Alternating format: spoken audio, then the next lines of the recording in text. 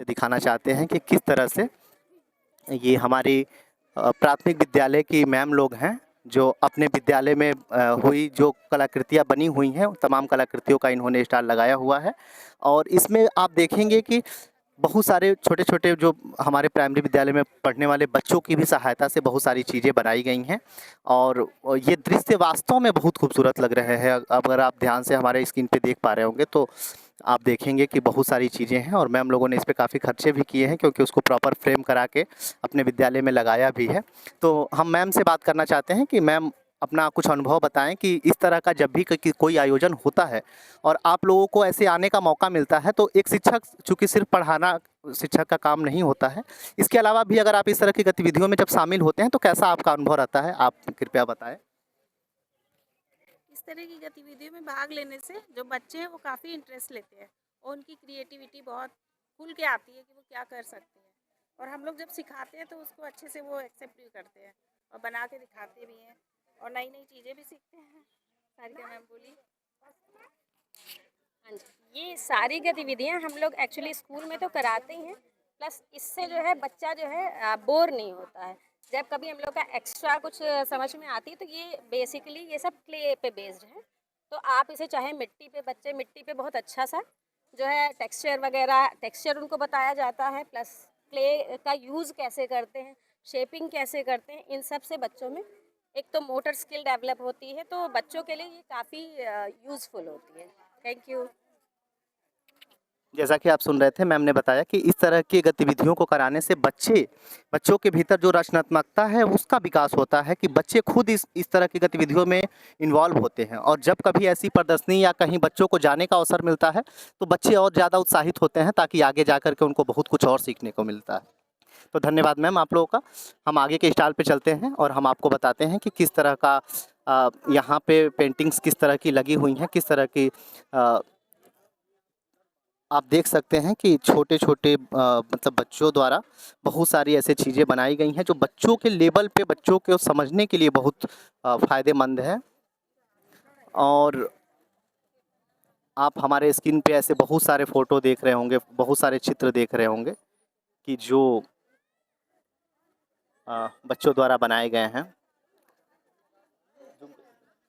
Zoom करके थोड़ा दिखाओ। जी। तो हमारे साथ एक और प्राथमिक विद्यालय की मैम हैं। हम मैम से बात करना चाहते हैं कि मैम बताएँ कि इस तरह की प्रदर्शनी में आने से अ, स्वयं शिक्षकों को और मतलब बच्चों को, जो बच्चे इस तरह के गतिविधियों में इन्वॉल्व होते हैं, उनको किस तरह का प्रोत्साहन मिलता है? कैसा ये अनुभव रहा जिला शिक्षा प्रशिक्षण संस्थान लखनऊ में आने का? और इस तरह के कलाकृतियों में या इस तरह के आयोजनों में भाग लेने में किस तरह का अनुभव होता है? मैम अपनी थोड़ा-सा कुछ अनुभव साझा करें। मैम करेंगी। मेरा नाम हिना सफदर है। मैं बेसिक विद्यालय पैकरामू में सहायक अध्यापिका के पद पर अग्रसित हूँ। और इस तरह की प्रदर्शनियों में हम जैसे जो चीज़ स्कूल में करा रहे हैं और जो चीज़ बच्चों को सिखा रहे हैं और किस तरीक़े से सिखा रहे हैं, इसके माध्यम से हम ये डिस्प्ले करते हैं यहाँ पे कि किस-किस जैसे यहाँ पे ये देखिए, ये है पिक्चर्स के थ्रू बच्चों को स्टोरी, क्योंकि बच्चे पिक्चर्स के थ्रू जल्दी सीखते हैं। आप ऐसे कुछ उनको ओरली बताएँगे, वो उतनी चीज़ आसानी से नहीं सीख पाएँगे, लेकिन अगर आप पिक्चर के थ्रू उनको डिस्क्राइब करेंगे, तो वो बहुत अच्छे से सीख पाएँगे। ये प्यासा कौवा है, जैसे उसको हमने स्टेप बाय स्टेप दिखाया कि प्यासा कौवा था, फिर घड़े में पानी कम था, फिर कैसे उसने कोशिश करके पत्थर डाल-डाल के उस पानी को ऊपर लाया और फिर जो है पानी ऊपर आया और फिर उसने अपनी प्यास बुझा ली। तो 5 स्टेप्स में हमने बच्चे को पूरी कहानी को एक्सप्लेन कर दिया, फिर बच्चा खुद ही बताएगा कि ऐसे-ऐसे करके, और ये हम लास्ट में जो है कौवे ने अपनी मेहनत से, कोशिश से पा लिया पानी को। और ये छोटे छोटे पपेट्स बनाएंगे, इनको पहन के बच्चों को बहुत अच्छा लगता है। आप पीछे भी देखेंगे, ये पपेट्स बनाए गए हैं और इनको बांध के बच्चों को कोई भी कविता आसानी से सिखा सकते हैं। बाल वाटिका के बच्चों को, प्राइमरी 1 और 2 के बच्चों को, जिससे वो खुश भी होंगे और आसानी से कर भी लेंगे। धन्यवाद। मैम आइए। सर एक मिनट रुकिए, सर भी हैं हमारी टीम में।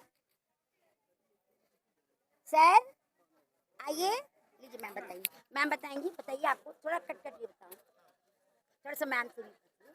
आप अनुदेशक के कार्ड की बताइए, सब बताइए सर। मैं आइए। अनुदेशक बेसिक्स विद्यालय सरैया की हूँ। मैं यहाँ बच्चों को पिक्चर के थ्रू ये सिखाने आई हूँ कि हमें स्कूल आना चाहिए, स्कूल से शिक्षा प्राप्त करनी चाहिए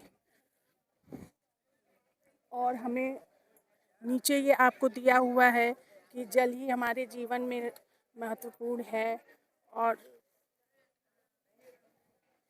स्कूल चलो अभियान। Thank you. हाँ बताइए मैम, कैसे हो जाए?